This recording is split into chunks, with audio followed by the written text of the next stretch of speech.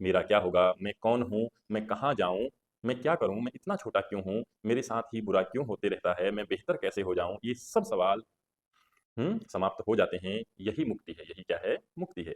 नमस्कार। तो आज हम हैं आचार्य प्रशांत जी द्वारा लिखित वेदांत नया मन नया जीवन पुस्तक के साथ, और इसमें एक अध्याय है मुक्ति माने क्या, मुक्ति क्या होती है, तो इसको समझेंगे। ठीक है, तो ध्यान से सुनिए। प्रश्नकर्ता कहते हैं, आचार्य जी, अभी जो सत्य और माया की हार जीत की बात कही थी, हो रही थी कि 100 बार अगर माया जीतती है तो बस एक बार सत्य जीतता है, तो उसमें मेरा प्रश्न यह है कि जो आखिरी जीत है उसकी कोई निशानी होती है क्या?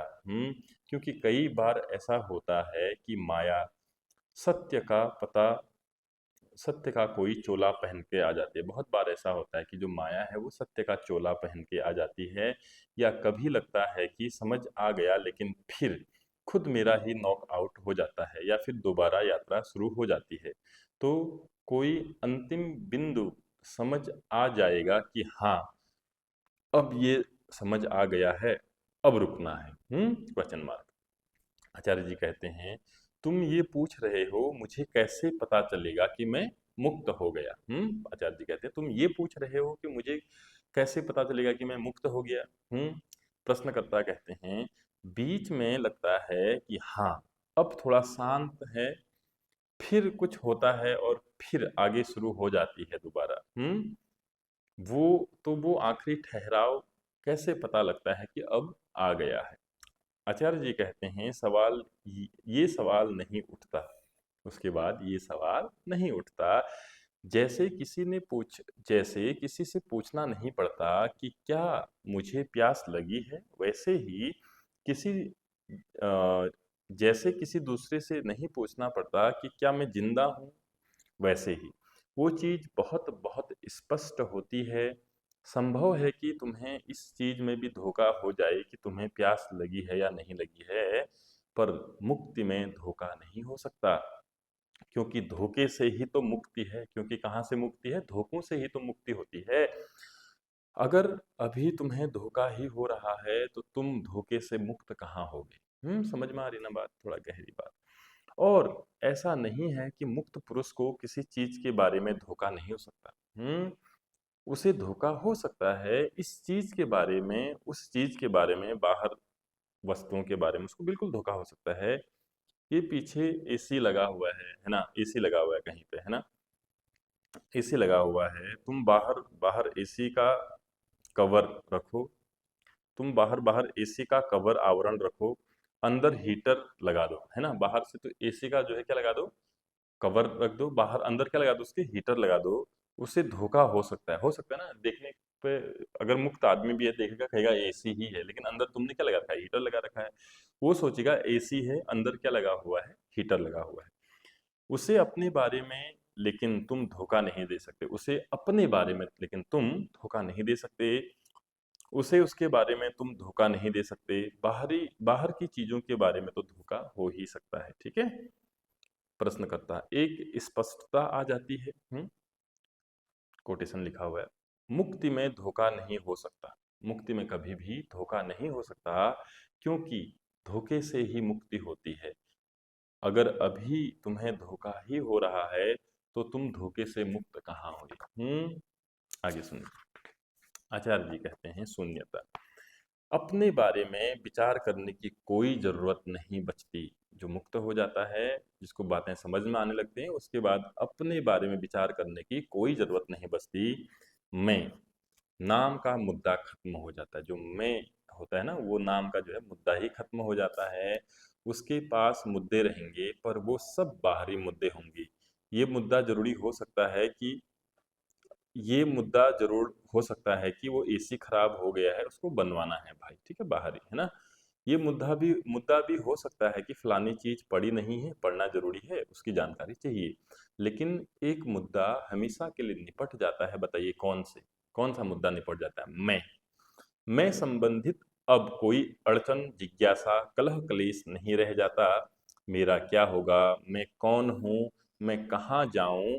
मैं क्या करूँ? मैं इतना छोटा क्यों हूँ? मेरे साथ ही बुरा क्यों होते रहता है, मैं बेहतर कैसे हो जाऊं, ये सब सवाल समाप्त हो जाते हैं। यही मुक्ति है। यही क्या है? मुक्ति है।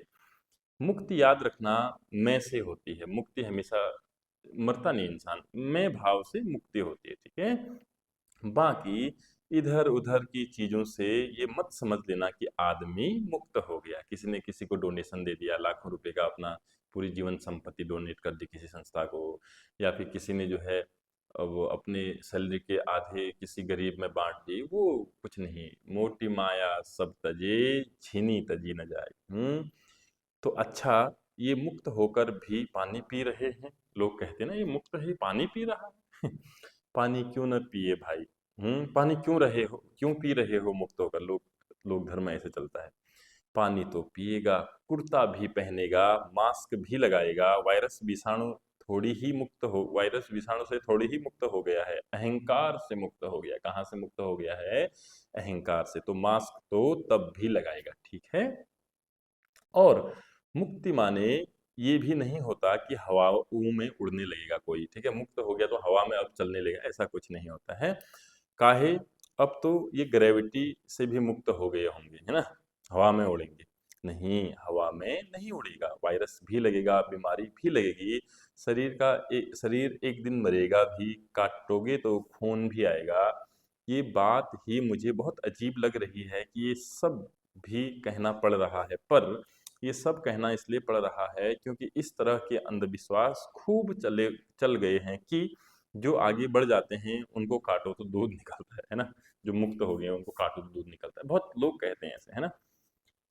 प्रश्नकर्ता: नमन आचार्य जी, मेरी इसी से संबंधित प्रश्न है मेरा इसी से संबंधित प्रश्न है कि आखिरी एक पड़ाव होगा या फिर क्या एक आखिरी निशानी होगी जिससे मुक्ति का पता चलेगा? अब आपने बताया कि ये उनको स्पष्ट पता होगा कि हो गया है तो हो गया है। आचार्य जी, नहीं, उनको पता भी नहीं होगा। जो मुक्त हो गया उसको पता भी नहीं होगा। उसे पता भी नहीं होगा क्योंकि ये मुद्दा ही नहीं होगा। क्योंकि मुद्दा ही नहीं होगा ना, मैं मुक्त हो गया हूँ नहीं हो गया हूँ, वो मुद्दा ही नहीं होगा ना। हम्म ये मुद्दा ही नहीं होगा कि अभी मैं मुक्त हूँ या नहीं हूँ। सवाल ही खत्म हो गया ना। न तो वो ये कहेगा कि मैं मुक्त हूँ, न वो ये कहेगा कि मुझे मुक्त होना है।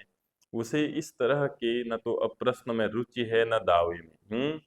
न तो वो ये कहेगा मुझे मुक्ति चाहिए, न वो ये दावा करेगा कि मैं मुक्त हो गया हूँ। क्योंकि इन दोनों ही दावों में अभी कौन सा शब्द मौजूद है? मैं।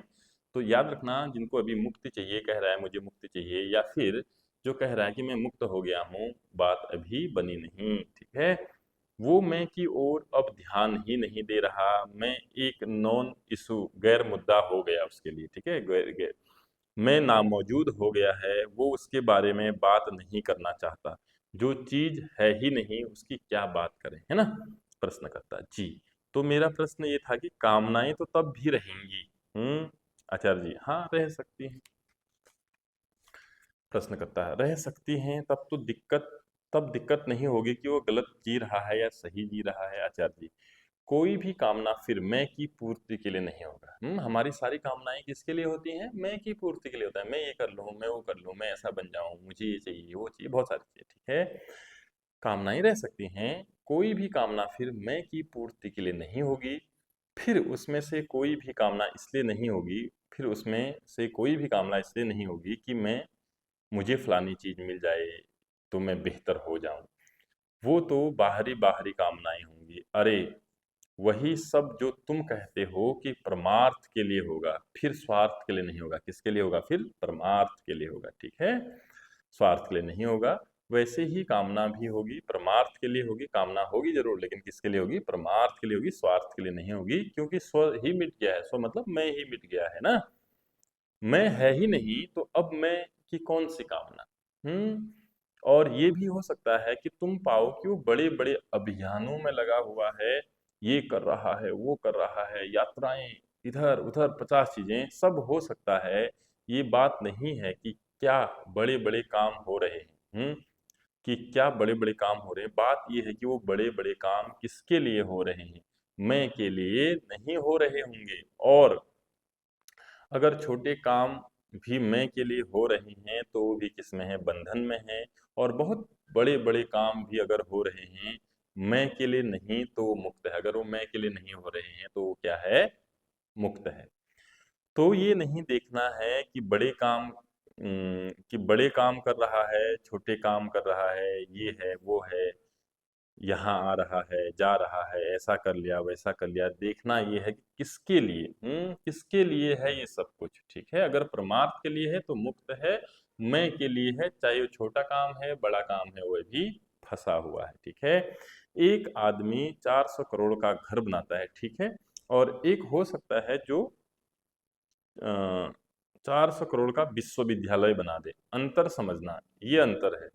एक आदमी हो सकता है जो सिर्फ 40 लाख का घर बना रहा है। इसमें से दो एक जैसे हैं और एक बिल्कुल अलग। दो एक जैसे कौन कौन से हैं, क्या फर्क पड़ता है कि तुम्हारा घर 400 करोड़ का है या 40 लाख का, बना तो किसके लिए है, मैं के लिए है। और एक दूसरा आदमी है जो हो सकता है 400 करोड़ इकट्ठा कर रहा हो पर मैं के लिए नहीं कर रहा है वो, ठीक है। ये अंतर होता है, ठीक है। वो परमार्थ के लिए कर रहा है ना। तो यही है कि सबसे पहले जो है चीज़ें मैं देखो, हम दुख में हैं और जिसको ये दिखने लग जाता है कि यार जिंदगी में बहुत कुछ किया लेकिन दुख तो अभी मिट नहीं रहे हैं, परेशानियां बस बढ़ती ही जा रही हैं, केवल मुक्ति उसके लिए है, श्रीमद् भगवत गीता उसके लिए है। अभी आचार्य प्रशांत जी लाइव श्रीमद् भगवत गीता सिखा रहे हैं। अगर आप अभी तक श्रीमद् भगवत गीता से नहीं जुड़े हैं तो ये आपकी जिंदगी की सबसे बड़ी गलती है। यानी ये मान के चलिए यही गलती है, इसके अलावा कोई गलती हो ही नहीं सकती। स्वयं कृष्ण हमारे सामने श्रीमद् भगवत गीता बोल रहे हैं और हम ऐसे हैं कि हमें पता ही नहीं है, हम सीख ही नहीं रहे हैं। अगर ये गलती हो रही है तो याद रखना, जिंदगी में कोई भी अच्छाई आप करना चाहे हो ही नहीं सकती, ठीक है, हो ही नहीं सकती। धन्यवाद।